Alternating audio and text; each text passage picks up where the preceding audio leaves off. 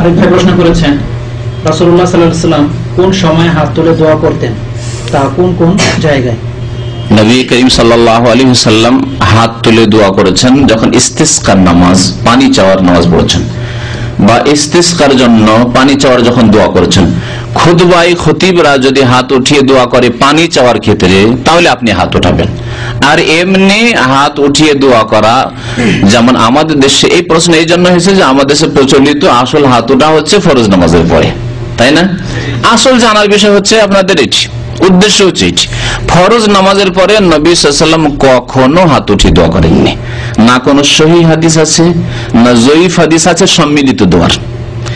জয়ীফ হাদিস আছে একার, তার মানে সাব্যস্ত নাই।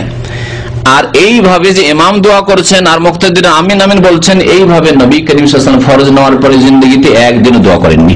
অথচ নবী সাল্লাল্লাহু আলাইহি ওয়াসাল্লাম কতদিন নামাজ পড়েছেন গত সপ্তাহে মানে বলছিলাম, হ্যাঁ কতদিন নামাজ পড়েছেন ফরজ নামাজ হওয়ার পর? 13 বছর। 3 বছর মক্কায় আর 10 বছর মদিনায়। দীর্ঘ 13 বছরকে আপনি 360 নিয়ে আসেন, 360 কে আবার 5 দিয়ে গুণ দেন, মানে প্রত্যেক দিনে 5 ওয়াক্ত নামাজ। তাহলে এতগুলি নামাজ পড়লেন রাসূলুল্লাহ, ফরজ নামাজ কোনদিন ফরজ নামাজের পরে সম্মিলিত মোনাজাত যে প্রচলিত মোনাজাত করেননি। আর এই বিষয়টি অনেক আলেমরা হানাফি হলেও তারা বুঝতে পেরেছে, যার ফলে হাটহাজারিতে মোনাজাত উঠে গেছে। অনেকদিন আগে আমি যখন ছাত্র জীবনে ছিলাম তখন দেওবন্দ থেকে একটা ফতোয়া এসেছিল, তাদের মতবিরোধ এমন শুরু হয়েছে। কিছু আলেম ফতোয়া দিলেন না এটা ভালো কাজ করা যায়, কিন্তু অধিকাংশ তাদের বড় আলেমগুলো, গবেষক আলেম বলেছেন না, যেহেতু প্রমাণ নেই সুতরাং এটা বাধ্যতামূলক করবে না। একটু ফতোয়াটা হালকা করে একেবারে শক্ত করলো না, আর একেবারে বিদআত বললো না, মাঝামাঝি করে বললো যে না বাধ্যতামূলক করলে বিদআত হয়ে যাবে, তবে যদি বাধ্যতামূলক না করে তাহলে চলবে। তাহলে তার মানে তারাও গবেষণা করার পরে দেখেছে যে আরে এর তো কোনো ভিত্তি নেই, সুতরাং একটু তো একে করতেই হবে, হ্যাঁ হালকা করতেই হবে।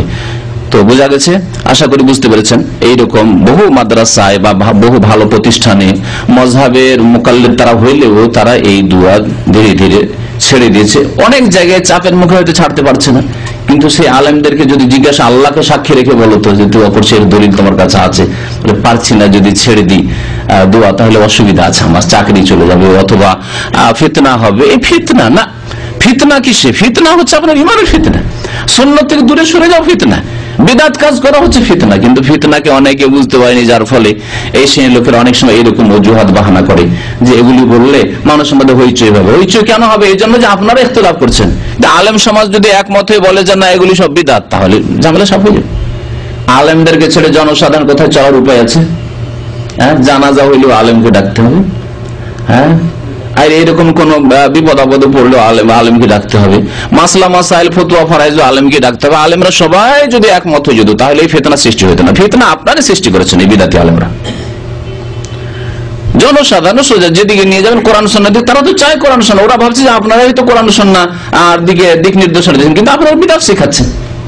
বিদাতি আলেমদেরকে বলছি, জনসাধারণকে যদি বুঝিয়ে দেন ভালো করে যে কোরআন সুন্নাহ মানতে হবে, তো জনসাধারণ এখনো রাজি আছে, অসুবিধা নেই।